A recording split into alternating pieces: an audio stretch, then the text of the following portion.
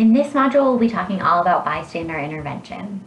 Throughout all the previous modules, we've given you a lot of stats about how often power-based violence happens. And holy moly, these sorts of things are happening way too often. So it's so important that we're all trained on how we can intervene safely to keep other folks safe. So first of all, what is the bystander effect? So it's on the slide, but the bystander effect is the social psychological theory that states that individuals are less likely to offer help to somebody when there are other people around. And the more folks that are around, the more likely someone is to be a bystander. And a lot of this is because folks think somebody else will help. That's not my problem. Somebody else will do something about it. So a bystander truly is somebody who stands by and lets something happen and they don't intervene. A lot of times when you go to a bystander intervention training, they're not real sensitive to this. They're like, well, just don't be a bystander. Get involved, save the world, do everything. And although that's great, it doesn't really acknowledge why people are sometimes bystanders. And so a lot of times people are bystanders for many different reasons. Maybe they don't know what to do. Maybe they haven't been trained about what power-based violence looks like, so they don't recognize when it's happening and they don't know to intervene. Or maybe they're scared, maybe they're super not confrontational and they don't want to be, that friend that makes a scene or causes a conflict. And so there are a lot of different reasons why someone might choose to be a bystander. And bystander intervention at its core, it's all about intervention. It's about taking action in order to improve a situation. And so the best thing about bystander intervention is that there are several different options.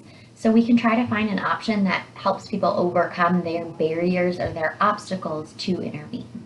Because many times when power-based violence is happening, somebody else knows about it. They heard something that maybe made them uncomfortable, but they just don't know what to do.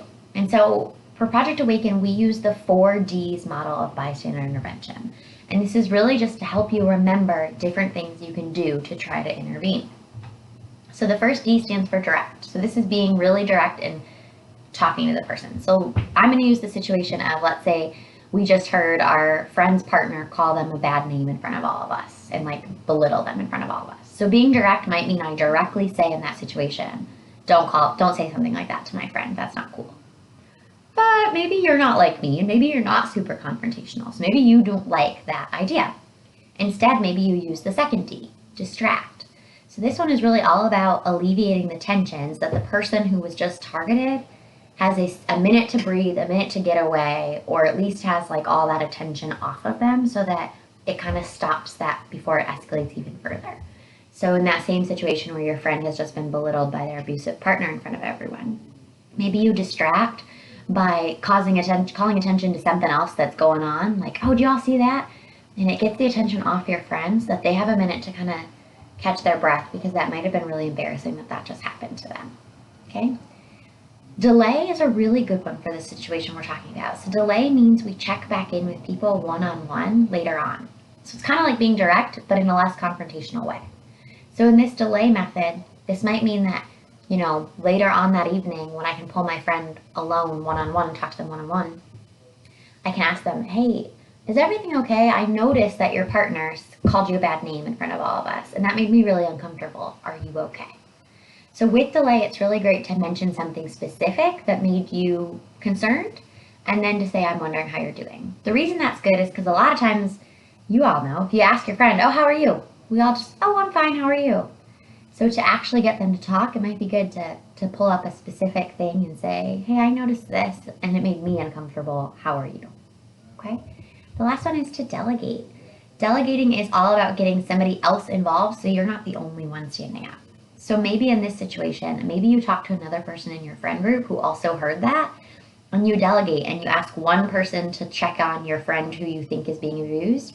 And if you're all in the same friend group, maybe somebody talks to the friend who you think's the abuser and say, what was that all about? That was super not cool for you to do something like that. Delegating could also mean that you get an authority figure involved, like campus police, law enforcement, faculty. Okay. So let's say that you are at a party and you see that somebody else is purposely getting someone at this party really intoxicated. And you're like, okay, somebody can't give their consent when they're this intoxicated. this person's being really touchy-feely. You've just got this feeling that this doesn't seem right. This doesn't seem like mutual consent. This seems like someone is using alcohol like a tool to get someone else really out of their mind and easy to manipulate. Being direct might mean you walk right up to the person who is being targeted, you think, and who's getting fed drinks and say, hey, are you okay? Do you know this person? Or it could mean you walk right up to the person who you think is targeting them and saying, hey, what are you doing? They can't give consent right now and this doesn't seem right. Maybe instead you distract and cause a big scene at the party. I've heard students say that they were going to yell cops, and I'm like, oh, you're going to call the cops? They say, no, I'm just going to yell cops, because at a party, if you do that, everyone disperses. So maybe you even do that to distract so that you can get that targeted person alone for a second to get them to find their friends. Delay is not really a good one in this instance, because we don't want to just completely delay and not do anything and then check in tomorrow and be like, oh, how are you? But delay might be reasonable in this situation. Maybe it means the second we're worried, we don't check in. Maybe it means we watch the person at the party for an hour or two to kind of feel out the situation and make sure it is what we think it is. But delay in this one should be much more limited to make sure that we're not letting something bad happen, okay? And then delegate's a really good one for this scenario. Maybe you don't know either of those people. So maybe you delegate and get the host of the party and tell them what you think's going on so that they can intervene. Maybe you find the really drunk person's friends and say, hey, I'm really worried about your friend. And you get their friends so that they're back with their friend group and their friends can safely get them back home safe. So the good thing about bystander intervention is there are so many different options. So there's no excuse to do nothing. You gotta try something. And if that first thing doesn't work, try something else. But ultimately, even if you do absolutely everything, you still might not be able to stop every bad situation from happening. And that's okay.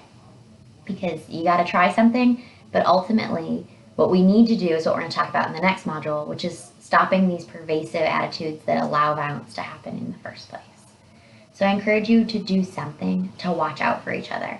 Nobody has to do everything, but everybody's got to do something. And even if each one of you this fall just intervened in one scenario, that's thousands of folks that are intervening to keep our campus a safe and inclusive place for everyone.